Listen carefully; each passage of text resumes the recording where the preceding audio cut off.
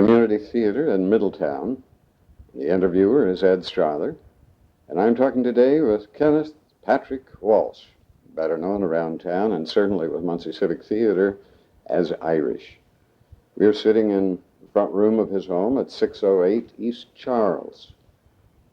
The time is about 22 minutes to 1 or 2, and it's a very pleasant day outside. I say at about the mid-80s, and the sun at the moment is shining.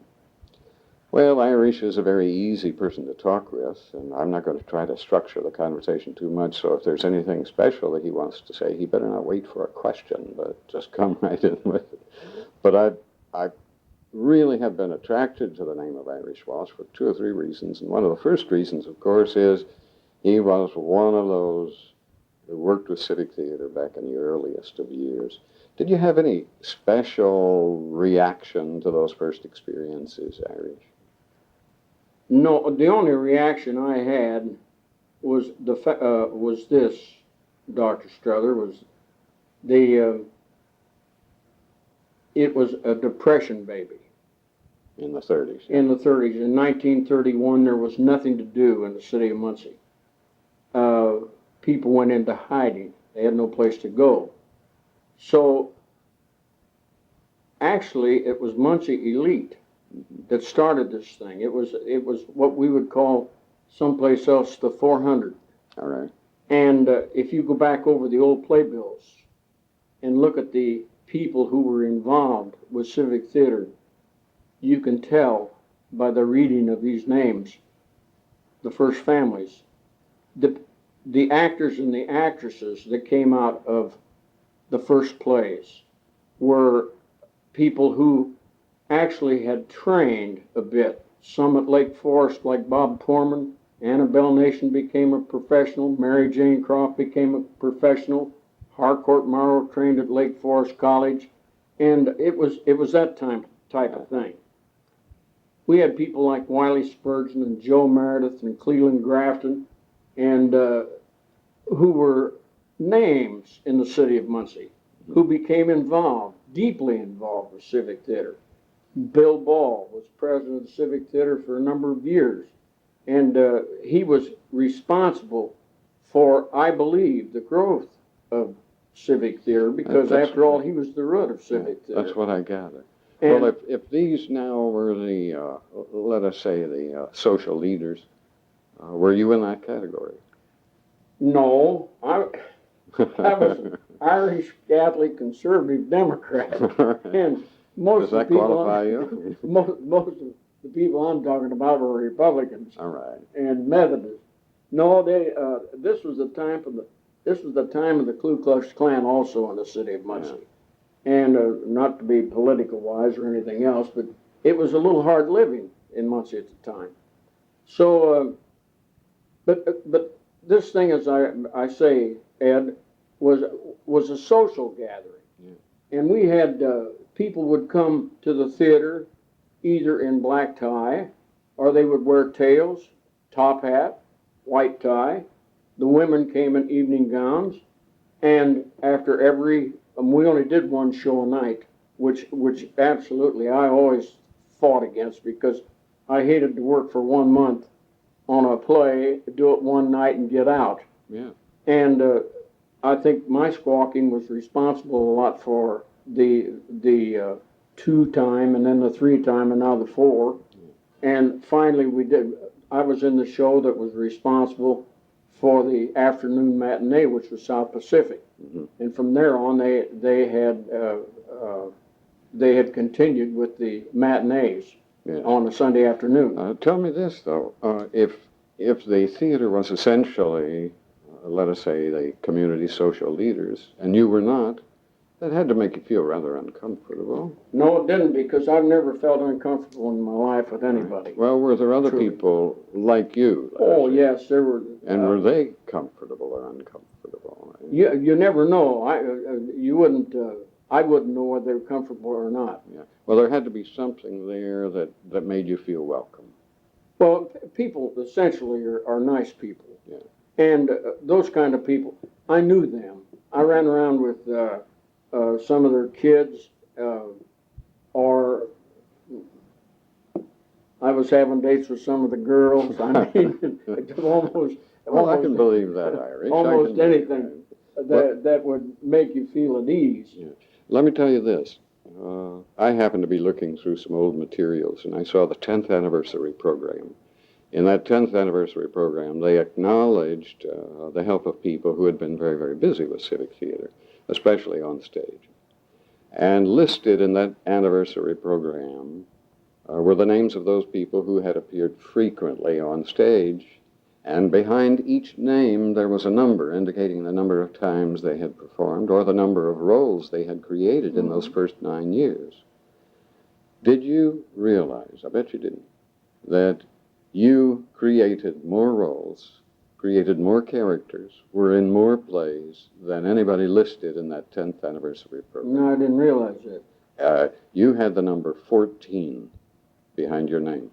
So that meant in the first 9 years of Muncie Civic Theatre, from year one on, you had created 14 different roles. Then I looked for the nearest competitor, and memory is not too good for me. Me either. But I think Irene Belcher was second with 7. Yes, I imagine so, because I was in quite a number of shows with Irene. Well, now, were these 14 roles major roles, or? They were anything. So, in the beginning of Civic Theater,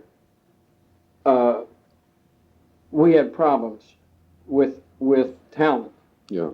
We didn't have the talent then that we have now in Civic Theater, and we had to go to Central High School sometimes, and there wasn't any other dramatic. Well, there was college. No, there wasn't. All right. Please believe me, there wasn't. Okay. Because that's what I would add, that the college, we couldn't have given a musical per se without the college. All right. I believe that.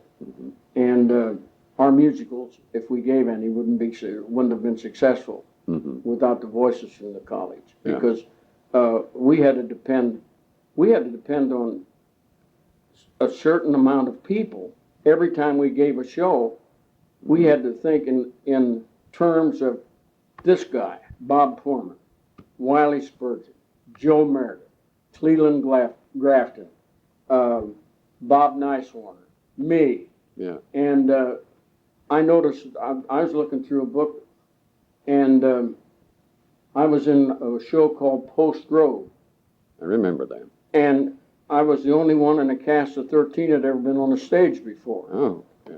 And I might add, this little number, that the gal who played the lead in that show came in the second scene and gave me the final dialogue to end the play.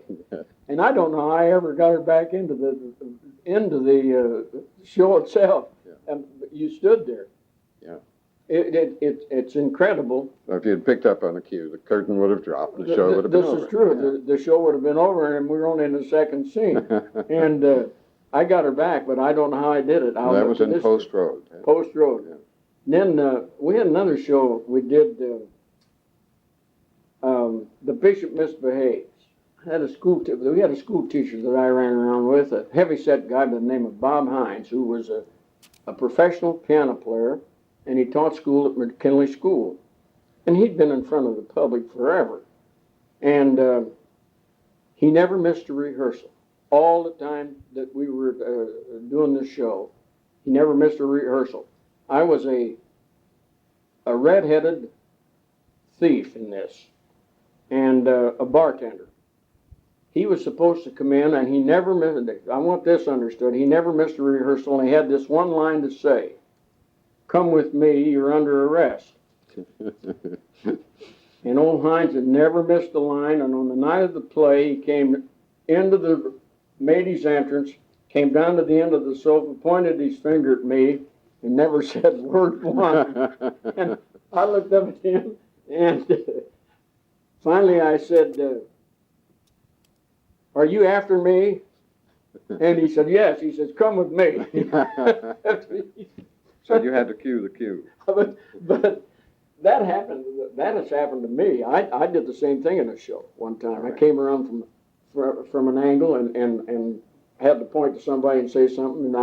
And the longer you stand there, you think you're standing there for a month, but actually it's just minutes. See, they used to have Just seconds, really. Yeah, they used to have prompters, and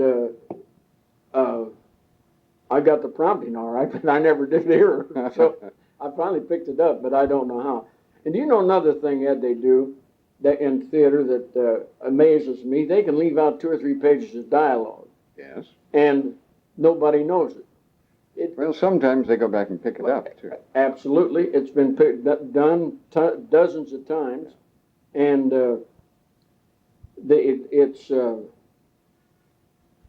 I know we had a show called The Swan, which probably was the most incredibly bad show we ever did in Civic Theatre. Is that the one you would say was the bad one? This was, in my estimation, I'd do a critique on this is your opinion in the entire history of Muncie Civic Theatre up to this point. You would nominate The Swan for as the worst show we've ever done, not because of the cast. All right. Only one member, but I'll not mention it because she's still living. All right. But all of us guys, it was a costume play to begin with, as I think you know The Swan. Yes, I do. Mm-hmm. And we had a fellow by the name of Charlie Jones who ran around with us. We bowled with him and we played golf with him. There was Johnny Escalay and Frank Gove and Dave Geyer and Paul Emerson. And incidentally, the leads were at that time Cleveland Grafton, Wiley Spurgeon, and Joe Meredith. And Paul Emerson was the juvenile lead. Right. But this Charlie Jones had one line in this show. He had to say it in German. And every time he said it in German, it cracked us up. And you know what it means. I know that you know what it means when you have hysterics on the stage. Oh, yeah. You just can't stop. That's right. And we did this every time he said this. All us guys that ran around with him just absolutely went berserk. And old Phil McCabee, who was a colonel during World War I and who kept his colonelcy all through his lifetime, finally got disgusted with us, and he told us 2 days before we were to have dress rehearsal that he was not going to have the play if we didn't settle down, which I couldn't blame him. The show was bad enough as it was. So we finally decided we try to eliminate what was going on. The night of the show, we're all standing. Well, we're all standing in this beautiful $150,000 tapestry of Will Ball's, a solid service dinner set of Will Ball's, and 2 security guards taking care of this at nighttime, so they wouldn't rob Will. This is true. But all of us fellas in this show were, as I say, were friends, and we all ran around together. So the night of the show, this gal,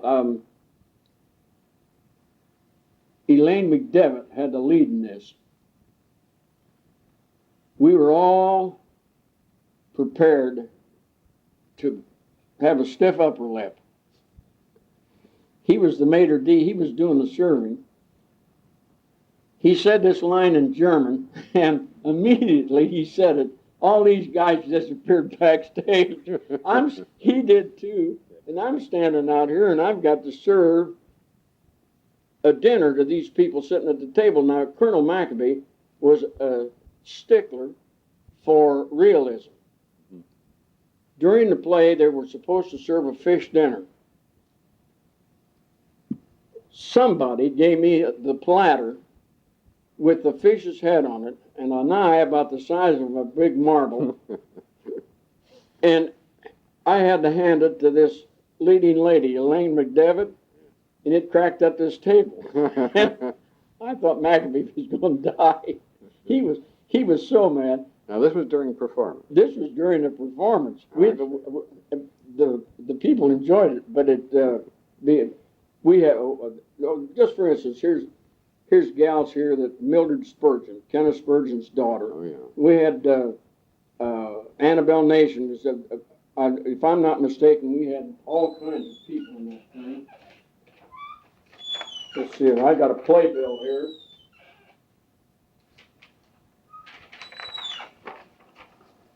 Weiser Marsh Jr. and Annabelle Nation and Elaine McCabee, Joe Meredith, Wiley Spurgeon, Les Milligan, Red Vorse used to be a quarterback at Wabash. Charlie Jones is the guy who made that beautiful speech in German.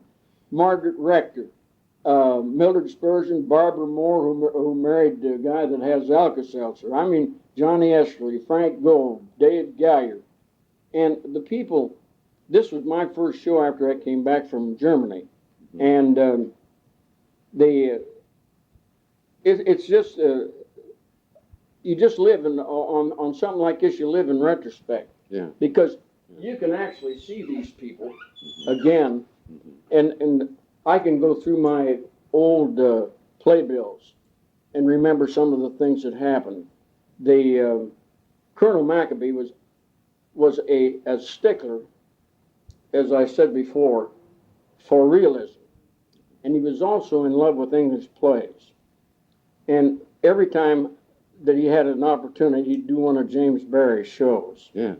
Which, in English, for an Englishman, are great. But for a Hoosier, with a Hoosier accent and a Hoosier sense of humor, Well, we do have trouble with it. they never. But this is true. They never get over, because I had gone to see in London. I went to the theater to see. There's Something About the British with Robert Morley, whom I think is one of the best actors in the world. I agree.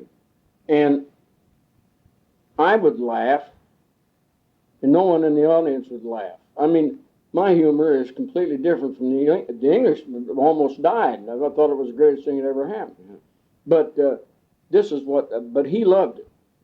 He was the type of guy that sitting on a table in front of one of the Davenports, he had the London Times there. Nobody could see it. We carried English money in our pockets. He was a complete and thorough in something like this. Yes. And at the best, Masonic Temple was the worst theater in the world to do anything. It had its problems. Oh, yeah. If you had a stage full of people like the Swan, and you were doing this in the wintertime, in order to make an exit from right to left, you'd have to open up the fire door, go out in the alley, and if it was snowing or raining, you'd get wet. I remember that. I remember that. Let me jump in this way. Okay. You've nominated the show that you would consider maybe the worst of your years, and that really means the worst of civic theater history, because your years have been the years of civic theater too. This is But switch to the opposite extreme now. Play a different game and come up with the show that you think was best, or the two shows you think, or the ones that gave you greatest joy. Put it that way. Well, there's three shows actually and I played a minor part in one of them,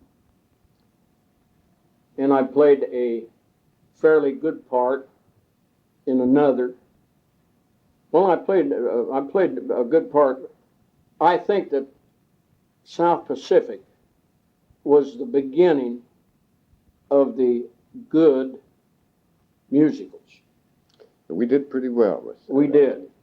And then you yourself directed, I think, the best show that they've ever done. Oh, here. No, I say this, and I've said it, for the simple reason that you had a fantastic cast for that. You knew the play, and the people took direction. And you couldn't find anybody any better than Jack Reichert to have done Henry Higgins.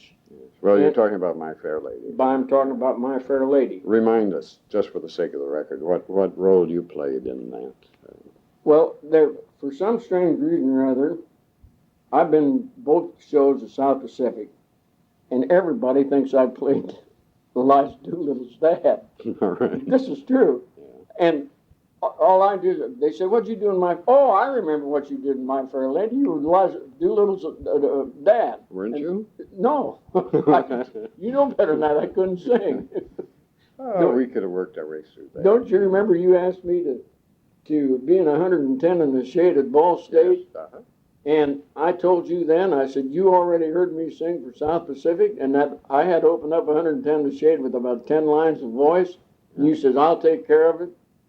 So we get out there and we do all the rehearsals, and you've taken care of it, and I get ready to do my thing, and Doc Campbell, the leader of the orchestra, said, you can't go on. And I said, why not? And he said, you got to sing. And I said, Doc Strother said I didn't have to sing. And he said, I insist. And so the night before dress rehearsal, I sang those 10 lines. He came backstage and he said, you can't only sing. He said, you can't act either. And I said, well, you've got me scared to death in the first place. I said, I don't like to sing. I can't sing. I said, it absolutely ruins everything I'm going to do. And I said, I'm going to speak my lines just like Doc Strother asked me to. So he said, all right. So after the show was over, he came back and he said, well, I want to apologize. He said, you still can't sing a damn note, but he said, you are a pretty good actor. And I thought that was an accolade that I did. Yeah. Because well, you've mentioned South Pacific, and you mentioned My Fair Lady, and was 110 in the Shade the other one? No, but that was out of college. No, that was out to college. Yeah. The other one was, it happened on the way to the Forum. All right. I Those think, three stand out in your memory. because I had more fun in those 3 shows than any other shows we ever did. I don't know the people in all 3 of those shows. Now those were the shows I was in. West Side Story was a great play. I know that. I saw it. And there were other shows that I wasn't in that I know that were good. But these are the shows that I know about because I was participated in. Yeah, well, that's what we're interested in. And I know that it happened on the way to the Forum, had a fantastic cast, and the people were congenial, and the show itself is absolutely the most insane show that a person can do. Right. And you can hardly follow it up. Something coming through your remarks, Irish, is really something that goes back when you talked about the early days, the creation days of Civic, and you talked about the social impetus behind the creation. But through much of your discussion this afternoon, that same feeling comes through. It was not only a social thing, let us say, for the society movers, if we may call them that, but it was a social thing really for people like you. Those guys you ran around with in the Swan had a very strong social base to it. Now, when you put yourself in all of that social context, and again, this may be a tough question, so ignore it if you like. But when you think of the many people that you have worked with, are there people whose company you would really want to remember for another 30, 40, 50 years?